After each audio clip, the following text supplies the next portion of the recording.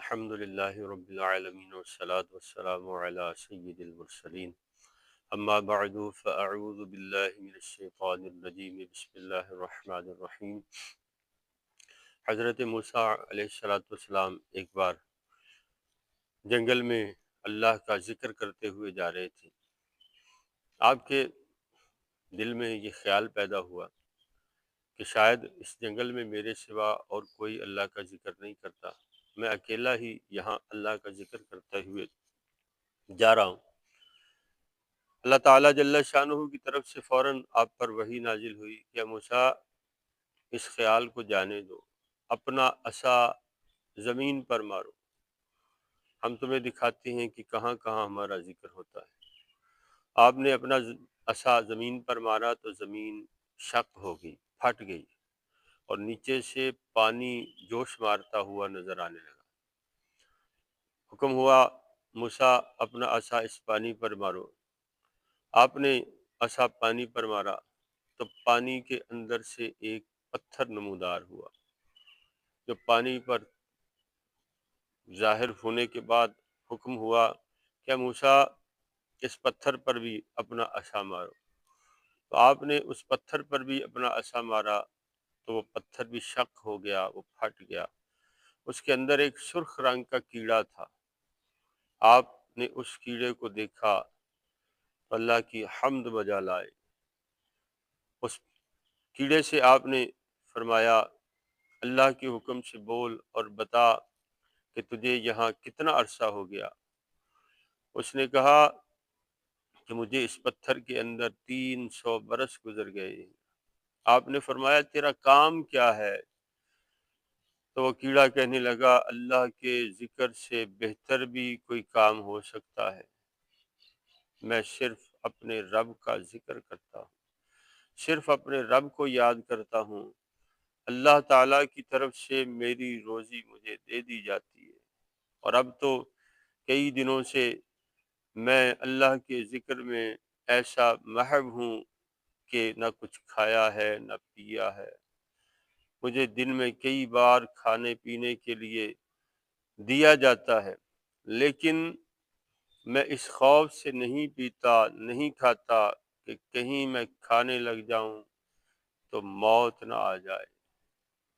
اے موسیٰ، میں نے اپنی ساری زندگی 300 برس اسی طرح گزار دی۔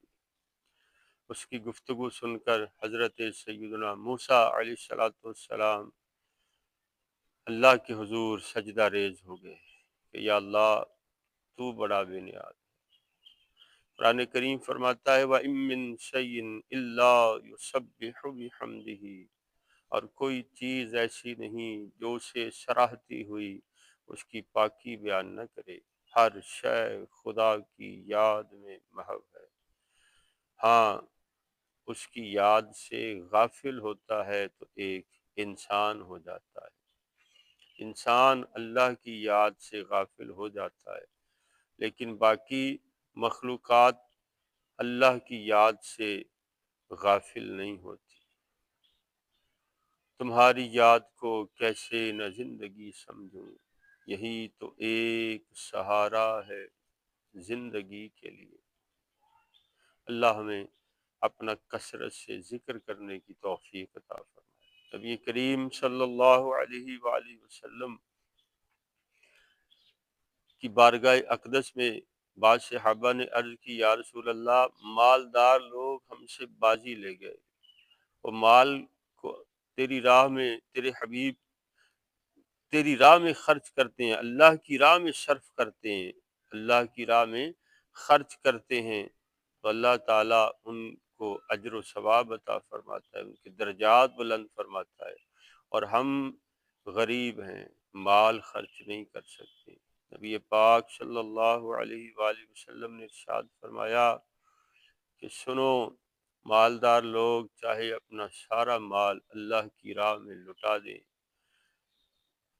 چاہے ان کے پاس کچھ بھی نہ بچے، لیکن وہ کثرت کے ساتھ اللہ کا ذکر کرنے والوں سے بڑھ نہیں سکتے، یعنی اللہ کو کثرت سے یاد کرنے والے یہ بڑے اونچے درجے والے لوگ ہیں، کیونکہ انسان کی یہ فطرت ہے کہ وہ اسی کو زیادہ یاد کرتا ہے جس سے وہ زیادہ محبت کرتا ہے۔ تو جس کو رب سے محبت ہے وہ رب کریم جل شانہ کو یاد بھی زیادہ کرے گا، اس کا ذکر بھی زیادہ کرے گا، اور جو اس محبت میں کمزور ہے، حب الہی جس کے اندر جتنی کم ہے وہ اتنا ہی اس کی یاد سے غافل ہوتا چلا جائے گا، بلکہ غافل تر ہوتا چلا جائے گا۔